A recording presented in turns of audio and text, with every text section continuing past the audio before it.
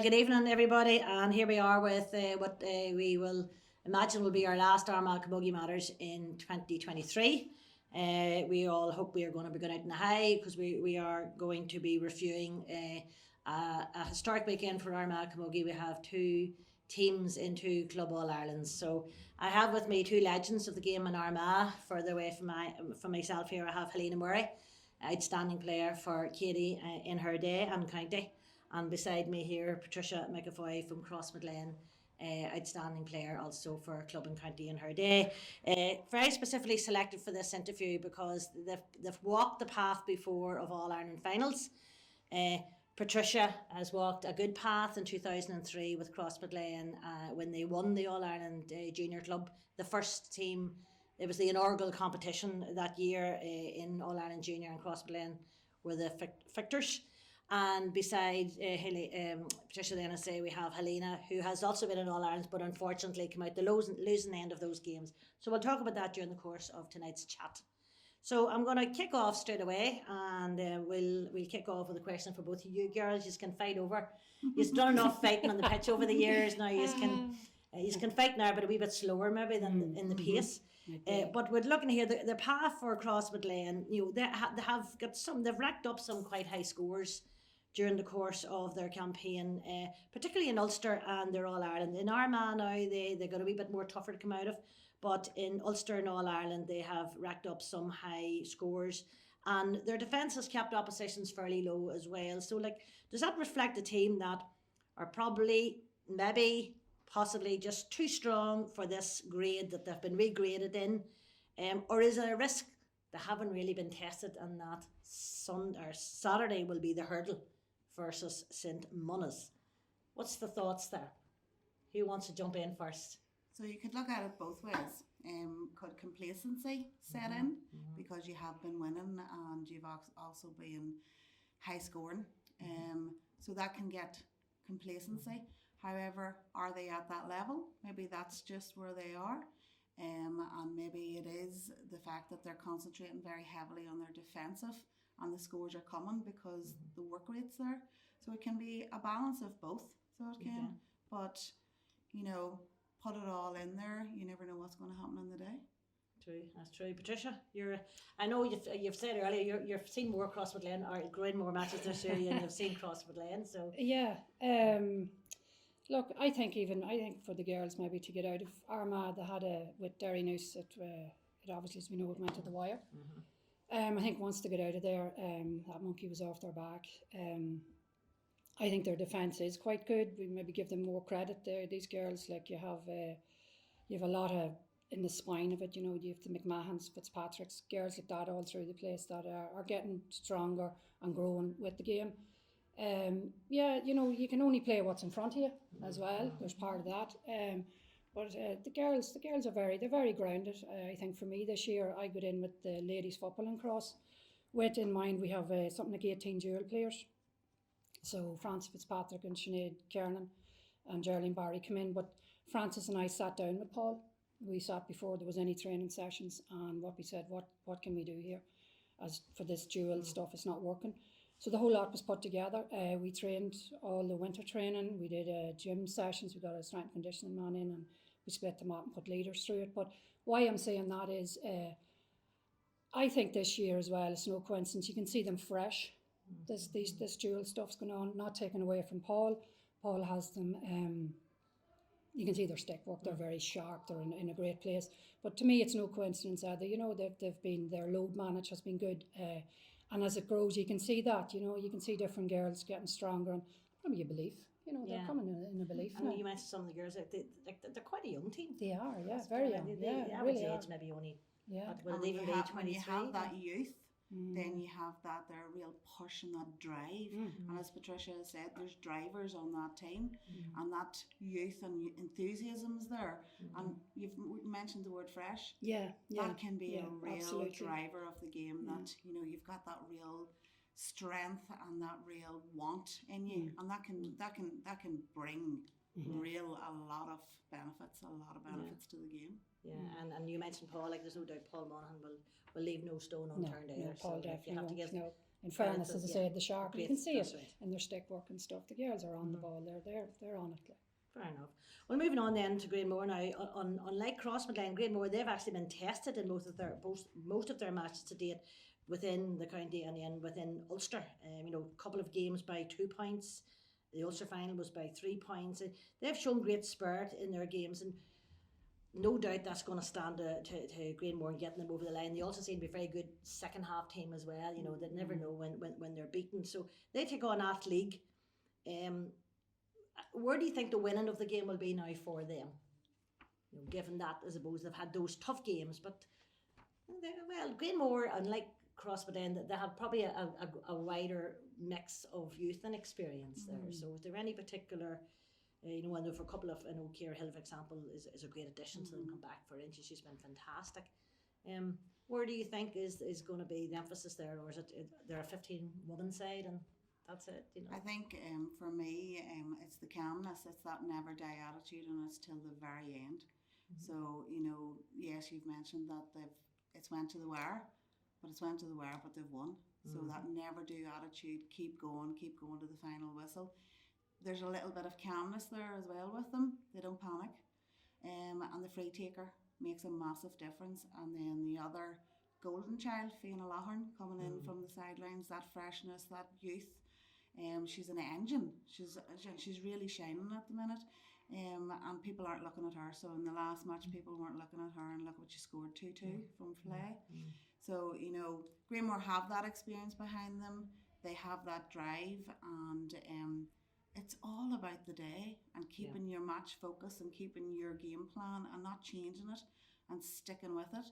And we know, Katie know also well, they'd never ever die, and they keep going and they hunt in packs, and that's what wins them games, them big games.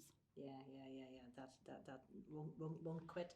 Tricia, I suppose you agree with all those comments there? Yeah, I had obviously, and I'd say the pleasure of being in around the girls, which it is. They're a great bunch of girls. You just know in the changing room there's something special brewing. You can feel it.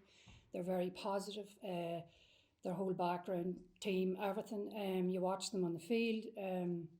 What I like about them, even their forward line, how hard they work. So you have defenders coming out, like they harass them.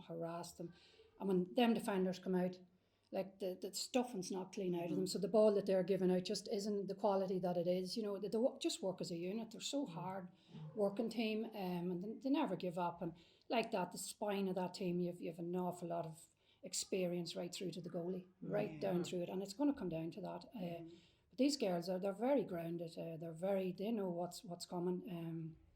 They're not leaving any stone unturned. Yeah, you mentioned the goalie. I was at the Ulster final, and Kerry Devlin had a superb game against Crosserlock. Was really probably. Well, she has been the difference in the games. Like at the end of the day, her saves have kept the goals out, which is the difference in the games. When you look back over the last couple of games, they're not scoring goals against her. Yes, the points will go over, but they're not getting the chance to get in at goals because she is really strong and solid. And had a fantastic year, a really fantastic game all year.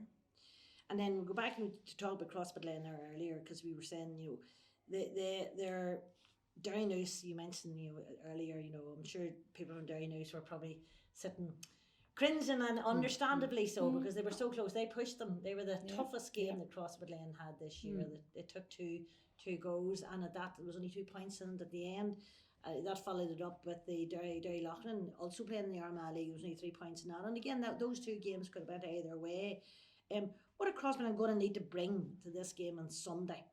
You're saying there about where the Greenmore style is. What do you think's the Crossmaglen?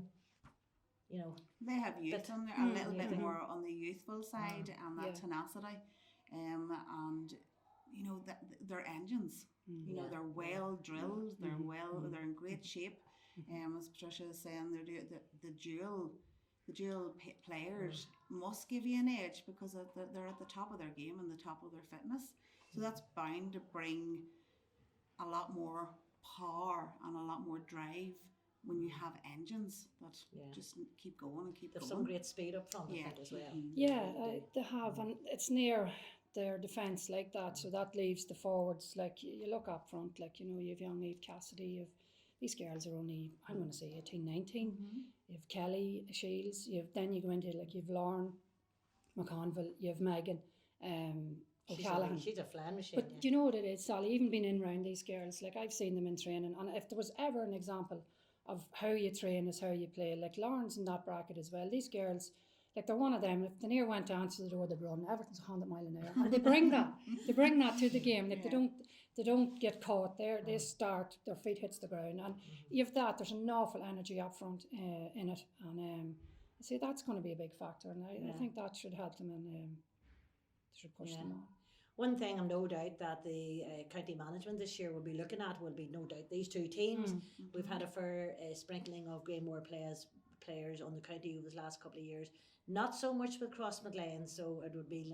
We hope that maybe there's a bit of an urge there to get some of them girls in the stripy jerseys, put on the Armagh jerseys next year. But speaking about county players, going back to Greenmore, I'm sure Greenmore has had a good assessment of Athleague, and no doubt opposite, and generally county players people know and hear of and do figure out who plays where type of thing. But that sometimes can mean the top players are cancelling out the top players, and then this is the chance where you have, like you mentioned, like we Fiona Loughran's very young, great talent, and that gets somebody else their chance to shine because they're just not. So I'm sure the same will be this weekend, because you have you have your Grania Kellys, we are very well known. You have Rachel Carina done very well this year for the county. But there's a lot of other really good players there that have no doubt. And sometimes when you have your name in the county, it means that there's that focus, but there's always them fringe players. And we have mentioned Fiona, the Colin O'Hare's, the Grania Kellys. Grania's been there a lifetime, but she's probably known. But Grania stays her ground. She knows her job. She knows what she has to do. She sticks with the plan. Nothing changes, which is great because you stick with the plan, you stick with the game plan, and it works in your advantage. Yeah. So it does. But another wee one actually, I really shone for me in the Ulster final. Alicia McVeigh, great wee worker, great wee worker, and again, so. Yeah, so they have it in buckets in terms of the attitude around. Coming closer to home with Katie then, Helena, you referred earlier to the fact that you were a part of a great team of the Naughties. You probably dominated Camogie for a good part of the Naughties in the late 90s perhaps as well. Well, I wouldn't even the late 90s. There's another team coming in there for a couple of years. We're not moving on. But most of the Naughties years were there, and I know you have won a couple of Ulster finals when it was at senior, which was a superb. And I think you have to give you credit, and we'll maybe talk about that. And you were in back-to-back All Ireland Junior Club finals in 2006 and 2007, both beaten by Harps of Laois, which no doubt was an outstanding team. I'm sure you have some very bitter and very sweet memories of that. Do you want to tell us a wee bit about that time where you were a part of that team, both when you were winning those senior Ulsters and then whenever the thing was regraded and we were in, Armagh was in junior and those two defeats? Because if I remember rightly, was it you that hit the ball at one stage and the referee blew the flipping whistle and the ball went over the bar but it didn't count? So that was the 2007 All-Ireland final, and the ball fell to my hand and I hit it, but as the ball was either been hit or mid-air, the game was pulled. And it did go over the bar, but it left a bitterness, and we were talking about it earlier, and I was saying even after, when the elation from the other team, it wasn't there for a couple of seconds because we got robbed, as you felt. It was to the knife edge. It was just going to go to the knife edge. It was a fantastic game.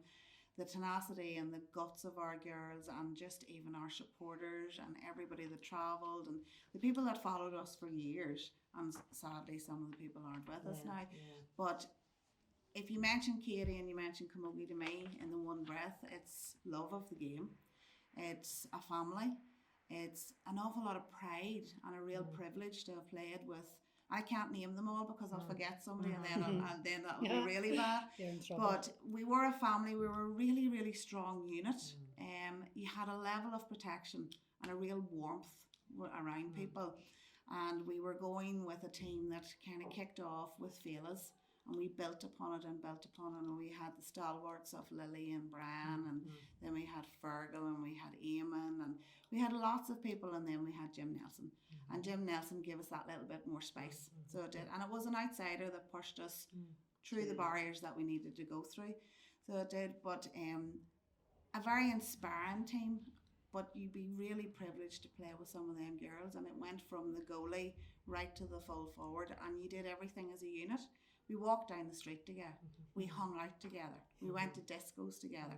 We literally we just did everything together. We didn't have mobile phones, we didn't have cars, and it was a really happy time and a very simple life. But at the same time, you had the camogie stick and you had the ball in your hand all the time. So the Ulsters were extremely special because we were playing at the highest level. They were senior, and we were playing with the likes of Rossa, and we were playing against Swatra. And to win Swatra and to beat Rossa in your home ground as well, it went to 2 games. It was actually, some of the words, there's no words for it, because sometimes even sitting here talking about the flood of memories that come back, all I can do is smile about it, because it just brings back all them memories and that elation and how happy you felt. And then when you go to the 2006, maybe we were just on a high, we didn't get over the line, and then the 2007, we were pipped at the post, very much pipped at the post, but at the same time, you still hold your head up really, really high, and you come back with that, look at what we did. I remember thinking it was like November time, and you were coming into Christmas, and you still had that high, so you did, because you were still playing camogie in November, and this is December, and that's what we were talking about, you're playing camogie in December, so the year's getting longer, but do they need a break as well? So it's happy times when you talk about camogie to me, and it's really special memories, special times, but we still have that bond. And you've been to things that we've functions and things that we've had within Katie, and that bond's still there, and it can't be broke. And this girl here was part of that bond at school as well, and actually lived in Katie for a while with Catherine Doyle, and Great you know, times, great, really wholesome memories, Great bunch You of can't girls. take You were still playing with Cross Midland that time, were I you? was, yeah, and I But you played Katie I went to School. Katie School, but I spent in Dalton Park, In Dalton Park, with the great Seamus Brown and the late Anne, That's who right. were more than good to me. You wouldn't forget it. But great, that Katie team, like, it was unbelievable. Like, there was a group of girls came about that time. I don't know if that'll ever happen again. As good of players, and I was lucky enough to run about at times with them, a lot of times. But you could see it in them. They were friends. Yeah. They were friends. They went And you well. couldn't take that off us. And even like life learned things were in the back of the bus going to matches, because everybody learnt at the same pace. And it was a lovely I'd time. love to know what we learned at the back of the bus. Well, I'm that's- not going to we're not say going too that much. much. I'm not going to say too Take much. another bit. You can't. You don't give away all your thunder now, I suppose, to Katie, because you weren't half bad a player yourself, and you would also have to say, I'm going to move back to you, because Crosswood Lane were also a very, very special group of players that came through there in 2003. So I'm going to ask you, because you're Crosswood Lane, as we speak at the minute, are still the only Armagh club to win an All Ireland club title. I know that sounds horrible to say it in front of Elena. I'm going to say it again anyway, because this is what we're here about. We're here to talk about the highs and the lows of camogie, and that you beat Drumcullen of Offaly in 2003. So what was that journey like for you, and what were the big moments for Cross that year, if you can remember, Patricia?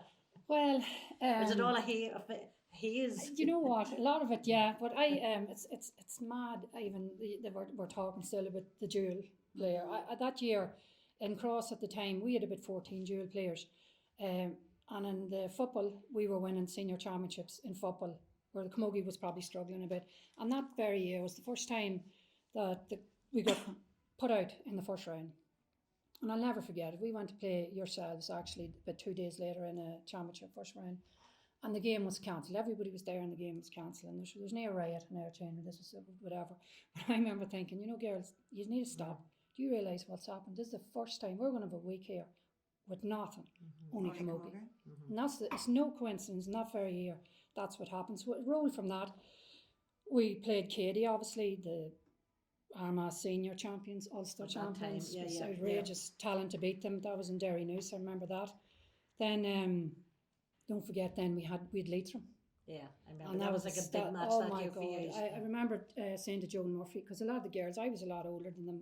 Joan was a wee bit older, not as old as me. But I remember saying to Joan, you know what?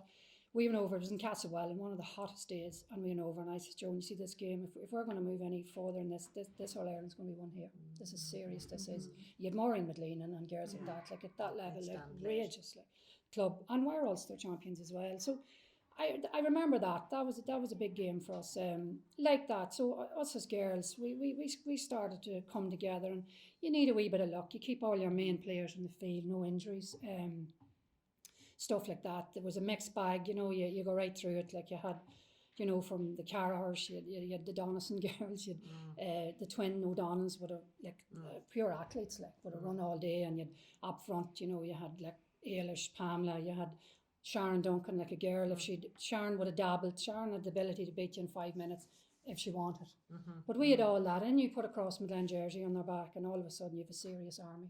And it was just getting it together and tight and keeping it down. And as I kept at them, you just pull the shutters down and keep everybody's feet on the ground. And like Joan, even like our centre half back, Joan was unbelievable. Like she was. I had my memories of her in games, just clearing balls. So it was all that, but you need a wee bit of luck with it as well, and we got that. And as I say, it was for us. I think the starting point was coming out of Armagh, like to beat these girls was unbelievable. Like it was a big, because we played in maybe 3 championships. We played in the Broad, women Greenmore, yourselves got beat, and it's interesting. The Greenmore game, I don't think Grania will mind me sharing this. I was talking to her after we were having something to eat, and there was about 10 minutes to go in the game, and I watched her. Everybody near it went up except herself and the goalie, and she wouldn't move. I think I went out wanting with water. She didn't even see me. She was that focused. And I was asking her after. She says, "You know what, Tricia? We had so many, bad beatings, and that was there, and just that stayed with you." And I can relate to that. We had awful, and that doesn't go away, or nor it shouldn't go away as a player. It's there, but it's a great way, like they motivation. Absolutely, Yeah, and that's the word she motivator. said. So. You have both mentioned there, a couple of times, particularly you, maybe Tricia, the dual player, and then you've mentioned the long season. Is camogie as enjoyable now as it was back then? Because for girls, particularly for dual players, are there too many demands, and then is the season too long? And I'm sure the girls that are out there training this week, it's damn bloody cold this week, and it's sometimes I'm wondering, have we discarded the club scene in favour of the county scene, who gets the nice hot summers and the lovely warm pitches to play in, and then we're asking these girls to be playing at this time of the year. And well, there's definitely merit. If anyone in Croke Park's watching, you might want to give them a bit of advice there. Well, there's definitely merit in what you're saying. The season is long. Like what break do they get? If you're talking about that you start pre-season January, February, but we're not unique because it's happening down south. So it's not as if it's unique to us. Maybe it's just that we're not totally used to it yet. But having 2 teams at this weekend coming, playing in All Ireland finals, it's testimony to the fact that we're getting on the road and we're getting back up there again. Very positive.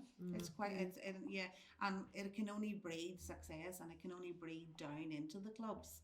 Well, I was going to do you think that this, as you said earlier, this is unique that they have 2 Armagh teams in an All Ireland club final weekend, and no doubt the other 16, 17 clubs, 15 clubs in Armagh will be backing them to take those 2 cups up the road.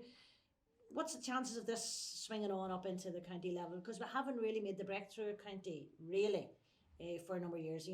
Patricia, you were part of the team there. It was honoured not that long ago, the 93 All-Ireland team. That's 30 years ago when Armagh won an All-Ireland junior title. Yes, and another one has been subsequently won more recent times, but it was like a COVID junior rather than a traditional junior. So I suppose I've touched on it earlier, yes, if half of those 2 teams would come on and play for the county, but, is Armagh nearly making that breakthrough? What can we say to clubs to get that breakthrough done so at Armagh county level we're out winning All Irelands? I always say at county level, like again, you can only draw down on your experience. You're at a county level, so you have players coming in, they're good players. So for me, you have to near facilitate surroundings that they want to come and play. They want to come and play for each other, their jersey, and you. And if you try and create that, it's all right me sitting here saying that, but I think it's you start with that, and you know I see it all the time as well. It's got very serious, even in men's football to women's football. Yeah, I get it a bit. Things has changed, but you have to have an element of enjoyment in this because we've shared that, you know, and you have to, you know, and you have to look after them again. You know, it's just there's so much for them at the minute, but I think it's all about just creating that environment and trying to get them into play and want to play, and the positivity of playing for your county and how much it brings, friendships, all nothing but positivity and good memories. Yeah, I would just echo her words. Yeah. yeah, getting, and I suppose as well as that, what's out here now that wasn't there in your time was social media I know. and promotion. You know, and the girls are getting you know, they're getting branded out there. Yeah. You know, they're Yeah. getting recognised, and that no doubt gives a sense of achievement for them. Absolutely, yeah, yeah. You've, as I said earlier, you have both been in All Ireland final, All Ireland Club final. You have two sets of girls now getting ready to go out this weekend. What is your advice? What's your advice to those two sets of girls in this run up, and as they cross over that line at the weekend? A level of calmness. You know, take note of what your game plan is. Try to stick to your game plan. That calmness. When you're playing and everything can be just absolutely, you can be bombarded with absolutely everything.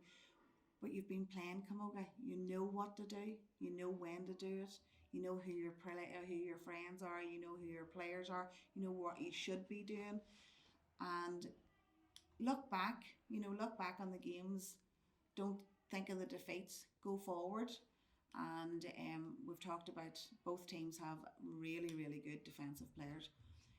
Use your engines, and with flyers in forwards at the minute. They're real flyers, and use them. But you know, it could come down to the wire, and you could be talking about your free takers, and that level of calmness needs to be there, and breathe through it and enjoy the moment. Like really, really enjoy it. Soak it all up. Enjoy this build up.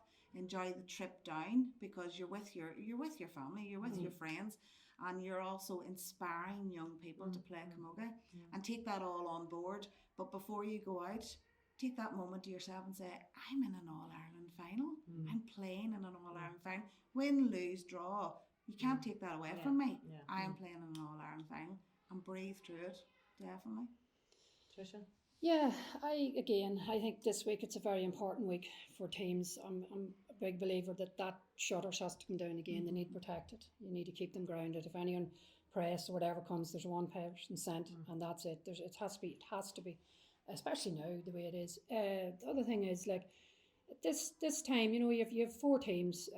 There's no team should be any fitter. They shouldn't. So what you have, I believe, at times at this is the bus journey.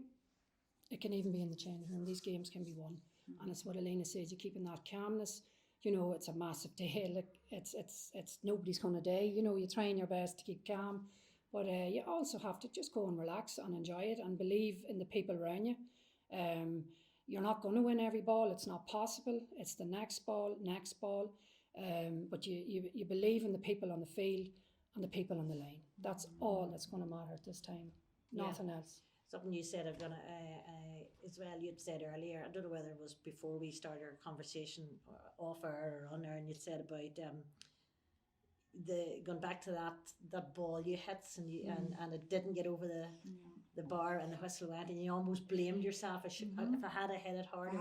I think that's one lesson, because I know and that struck a chord to me when you were saying, because way back in '93 my club was in Ulster final, and I missed the ball coming in a high ball, and forward got it, and it equalised the game, and I still blame myself. There's some things that haunt you. Sometimes you have to learn, but you just have to learn, and you have to grow with it as well. You know, and both of these because there's teams 15 are growing. people also.